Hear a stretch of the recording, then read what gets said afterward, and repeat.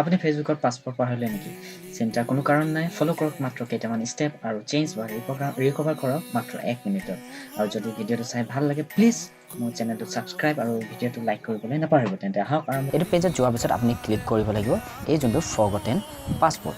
এইটো forgotten পাছপোৰ্টত click কৰাৰ পিছত আমি ইয়াত আপুনি ক্লিক কৰিব লাগিব আপোনাৰ ইমেইল এড্ৰেছ নাইবা এই যোনটো ফোন নাম্বাৰ আপুনি আপোনাৰ ফেচবুক অ'পেন কৰোঁতে দিয়া আছিলে সেইটো ইয়াত ক্লিক কৰিব লাগিব। মই ইয়াত মোৰ নাম্বাৰ দি মই খোলা আছিলে, গতিকে মই ইয়াত এটা নাম্বাৰ এণ্টাৰ কৰিছোঁ। আপোনাৰ নাম্বাৰটো মৰাৰ পিছত এণ্টাৰ কৰাৰ পিছত আপুনি ক্লিক কৰিব লাগিব এই চাৰ্চ বুটামটোত।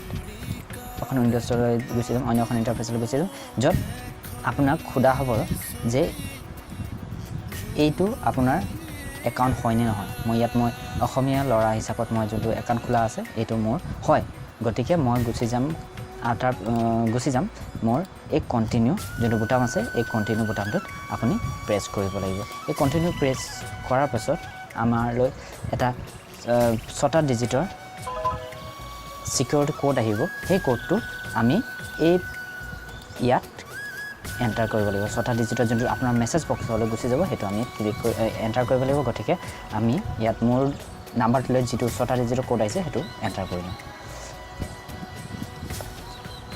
কোডটো আহিছিল, গতিকে মই ইয়াত এণ্টাৰ কৰিলোঁ আৰু এইটো নাম্বাৰ সকলোৰে বেলেগ বেলেগ আহে। গতিকে আপোনাৰ নাম্বাৰটোলৈ লগে লগে যোনটো সময়ত আপুনি ক্লিক কৰিব তালৈ এইটো এটা 6টা ডিজিটৰ কোড যাব। গতিকে আপুনি ভালদৰে আপোনাৰ নাম্বাৰটো চাই ল'ব আৰু ইয়াত এণ্টাৰ কৰি দিব। তাৰপিছত আপুনি এণ্টাৰ কৰাৰ পিছত আপুনি এই যোনটো কণ্টিনিউ অপশ্যনটো আছে এই কণ্টিনিউ অপশ্যনত আপুনি ক্লিক কৰি দিব।